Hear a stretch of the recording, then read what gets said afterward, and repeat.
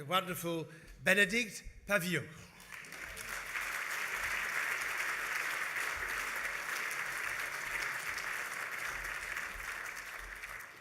Merci, Rory, and I will not try cracking any jokes because that would be absolutely disastrous, nor will I do any impersonations of you, so we're just clear on that. I'll just stick to my role, which is a wonderful privilege to be the president of the Foreign Press Association. So let me start, as I mean to begin and to continue. Ladies and gentlemen, your excellencies, dear colleagues, good evening and welcome to the 2018 edition of the FPA Awards. This has been an absolutely, well, yes, you can crash glasses, just don't do it too often, please. A really landmark year, that's the way some people do mark landmark years, for the Foreign Press Association. And as many of you already know, the FPA is the first. Yes, folks, we're first. No, I said I wouldn't do any jokes. So we are the first and oldest association of foreign journalists in the world. We were founded in 1888, actually, I gather, by European journalists, French, Russian, and others, who came to report on, as I think Jeremy Thompson reminded me last year, a yet unresolved problem, Jack the Ripper, Jacques l'Éventreur. So how have we celebrated, marked this extraordinary 130th year? Well, simply with a new director, Deborah Bonetti. You can applaud her.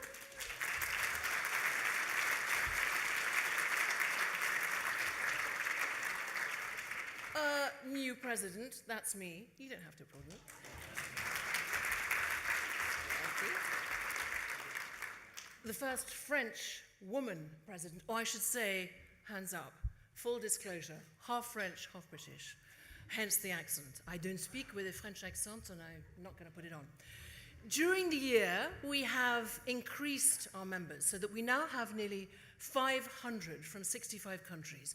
We've also increased our associate members and now provide official accreditation to more than 1,800 international correspondents. And that's not just, well, just journalists, it's cameramen, it's all kinds of lighting people, all the people that make us in front of the camera basically look good. So we've organized high-level briefings with key figures, press trips across the United Kingdom, networking events including Prince Harry and Meghan Markle's wedding on the 19th of May.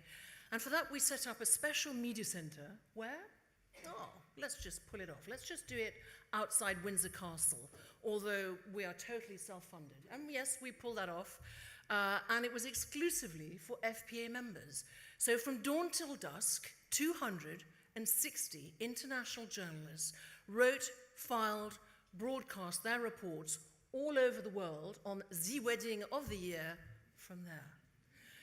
It's been a year of new beginnings too, and a new partnership working with Brand Finance at the Brand Exchange in the City of London, and how generous and welcoming a home that has been. Thank you very much, David Haig.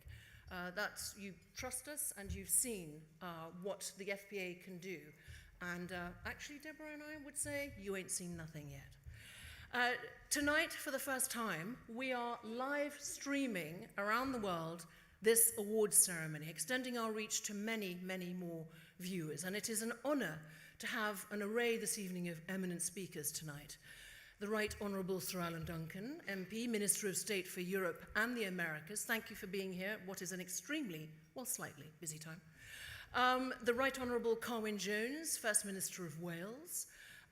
We have, of course, the Honourable Fabian Picardo, Chief Minister of Gibraltar. I won't say Gibraltar, because that would not be the right thing to say.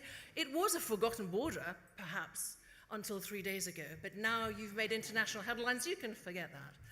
And finally, Christophe Deloire, who's just made it over from Paris, Secretary General of the Paris-based international NGO Reporters Sans Frontières, Reporters Without Borders, who will talk to us about something that is very dear to my heart, and I'm sure to all our hearts, and that's press freedom, the recently published International Declaration on Information and Democracy, and the need to establish democratic guarantees for news and information around the world. So it really is about protecting press freedom. Tonight, as we gather to celebrate the best in UK and international journalism, we remember the ever-increasing number of colleagues around the world who are threatened, attacked, or have been murdered for simply doing their jobs. Altogether, 65 journalists were killed in 2017, and a total of 47 professional journalists, citizen journalists, and media workers were killed in the first 6 months of this year, according to RSF, to Reporters Without Borders. The deadliest countries are Afghanistan, with 11 journalists killed, Syria with 7, Yemen with 5, and Mexico with 5. Journalism is not a crime, and the media are not enemies of the people. So whoever can look into a camera and tell us that we are, but when I stand outside Parliament or Grenfell Tower, you are endangering other people's lives, mine and other people. You're not helping. If you want to discuss something with us, then I'm saying this actually, particularly for the live streaming, then come and, I don't need to persuade this room, come and talk to us. So as 2019 begins and the UK heads for Brexit, it's clear that the FPA is playing an even more crucial role for our members and for all those who want to reach the world's media in London. So we have invited Prime Minister Theresa May to renew the tradition long held at the FPA of UK Prime Ministers coming and talking to the international media at the FPA. Our members are very keen to hear her views and ask her questions, right here in the heart of London. No plane necessary, just down the street. St James's Square or Brand Exchange, your choice, Prime Minister. Brexit is a UK, but also an EU and world story. Come and talk to us, Prime Minister. The door is open and we await your yes, and we will make that press briefing happen. We also look forward to having greater access to British ministers as Britain goes global and fully endorses the Brexit. So time now for me to say a big thank you to our sponsors. We have a gold sponsor this year. Thank you. Please help me thank them. 70 News.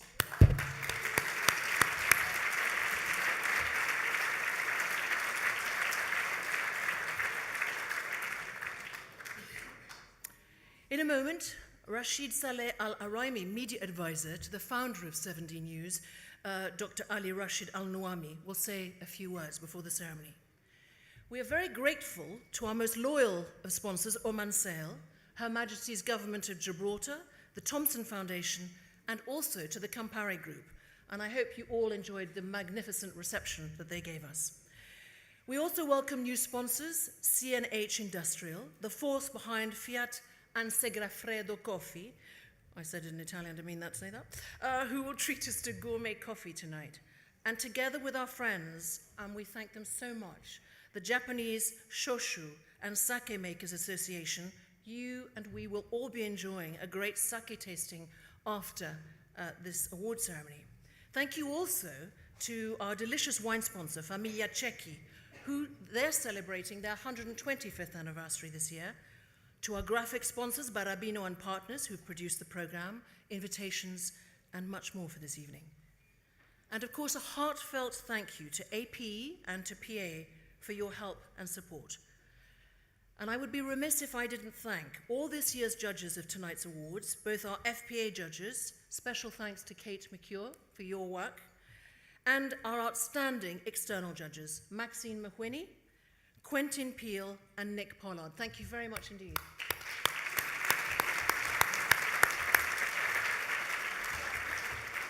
I also wish to thank our accreditation manager, Terry Page, for her tireless work throughout the year. And of course, our organizer extraordinaire of the awards, Laura Dugdale. Bravo, Laura.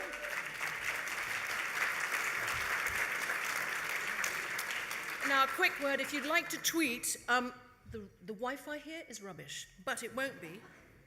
If you go onto free Wi-Fi at Sheraton, then it will be magic. I don't work for them. I wish us all a memorable year ahead. Let's remember what we've done this year, and let's have an even greater year, starting with a very enjoyable and memorable evening tonight, celebrating excellent, brave, courageous, and actually important journalism. Rory, merci.